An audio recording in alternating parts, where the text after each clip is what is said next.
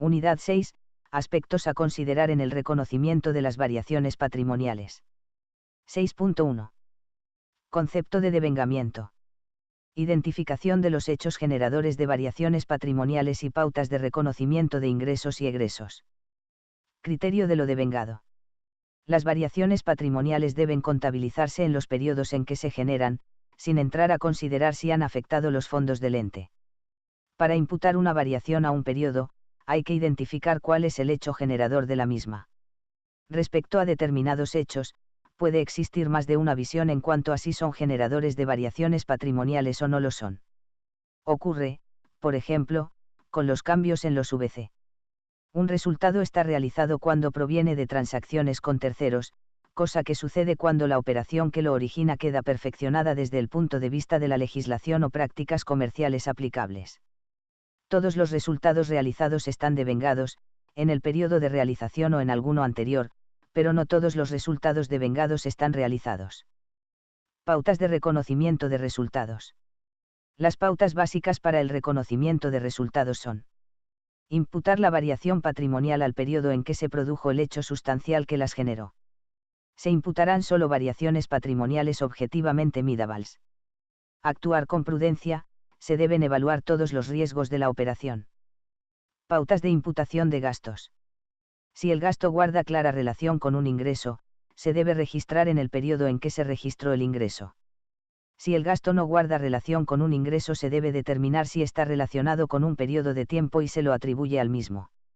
Los que no guardan relación ni con un ingreso, ni con un periodo de tiempo, se imputarán como gastos en el periodo en que se los conoce. Pautas de imputación de ingresos.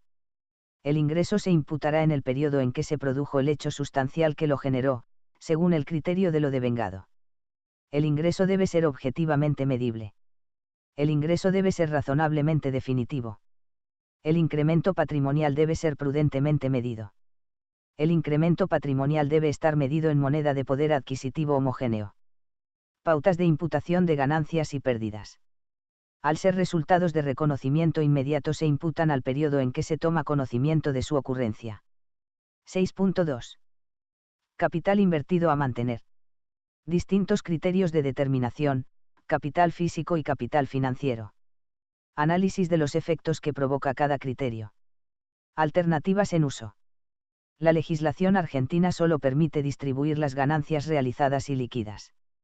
Este criterio se utiliza para preservar el capital, en resguardo de la propia subsistencia del ente y a fin de salvaguardar el interés de los acreedores, de los inversores y de los demás interesados en la empresa. Para alcanzar este objetivo, se debe adoptar un criterio satisfactorio para la medición del capital y la determinación del resultado del periodo. El importe del patrimonio neto se establece por la diferencia entre el activo y el pasivo de un ente. Ese importe es independiente del criterio del capital a mantener utilizado. A su vez, el patrimonio neto está compuesto por el capital, o aportes, y los resultados retenidos. Así, entonces, la determinación del tipo de capital a ser fijado, determina también el concepto de ganancia. Capital financiero. Este criterio es el más utilizado y el que adopta nuestra normativa. El capital está dado por cifras efectivamente invertidas por los propietarios, aportes realmente efectuados, así como las ganancias capitalizadas, en la medida en que provengan de incrementos patrimoniales genuinos. En periodos de estabilidad monetaria, el capital nominal invertido es el capital a mantener. En cambio, en economías inflacionarias puede resultar necesario reexpresar los aportes en función de la evolución del nivel general de precios. Así, el monto del capital actualizado es el adecuado para su mantenimiento en términos del capital financiero. En la concepción del capital financiero, ganancia es todo incremento patrimonial que no provenga de nuevos aportes de los propietarios.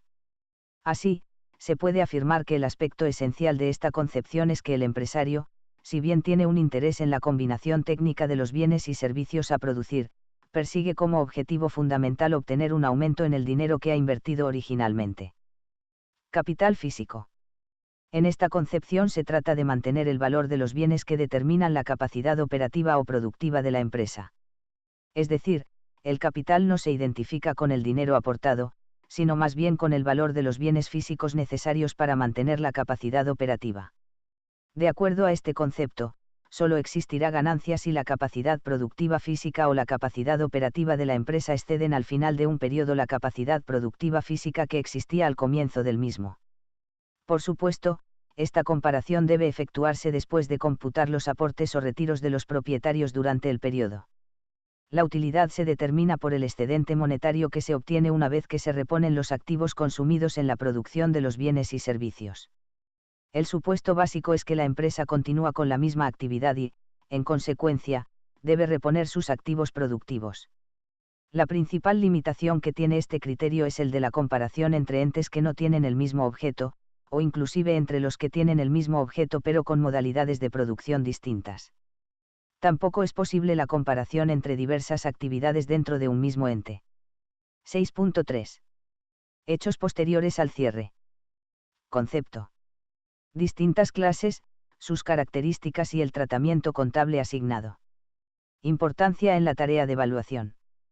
Tratamiento de los hechos posteriores a la fecha de balance en normas internacionales. Concepto.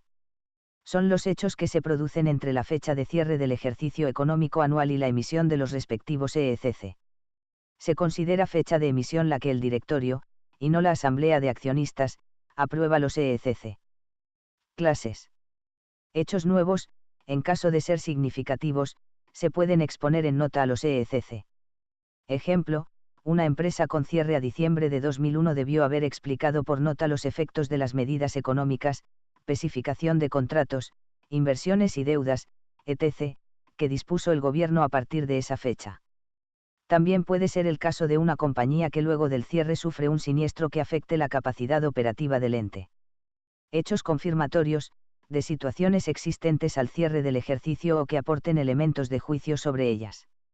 Se consideran en la medida que contribuyan a estimaciones más precisas de las contingencias, por ejemplo, al analizar la recuperabilidad de los créditos, la resolución de una situación judicial, etc.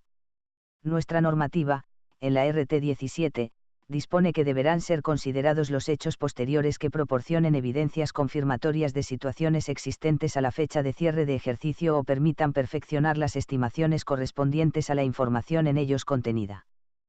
Tratamiento internacional. Las normas internacionales vigentes están en línea con las normas argentinas, pero con un grado de detalle bastante mayor. Brindan ejemplos de distintas situaciones, tanto para determinar la fecha que debe tomarse como límite del periodo, como de casos que ameritan su consideración al medir los rubros, o solo requieren su exposición en notas a los EECC. 6.4. Contingencias. Concepto. Clasificaciones. En general, se considera que la existencia o la medida contable de un activo o de un pasivo es contingente cuando depende de que se concreten, o no, uno o más hechos futuros e inciertos a la fecha de la medición. Algunas NC requieren el reconocimiento contable de los pasivos que probablemente generen salidas de fondos. Solo admiten la contabilización de algunos activos contingentes de concreción probable. En algunas NC, la idea de concreción probable de una contingencia ha sido vinculada con un grado de probabilidad cercano a la certeza. Actualmente va ganando terreno la idea de que basta con una probabilidad superior al 50%. Clasificación. En función de su grado de probabilidad de ocurrencia. Probables, son aquellos que tienen un alto grado de factibilidad de ocurrencia. Posibles, si bien hay un cierto grado de factibilidad de ocurrencia, este es menor que probable. Remotos, su ocurrencia es muy poco factible. Estas contingencias no deberían dar lugar al reconocimiento de activos o pasivos ni a su exposición en los EECC.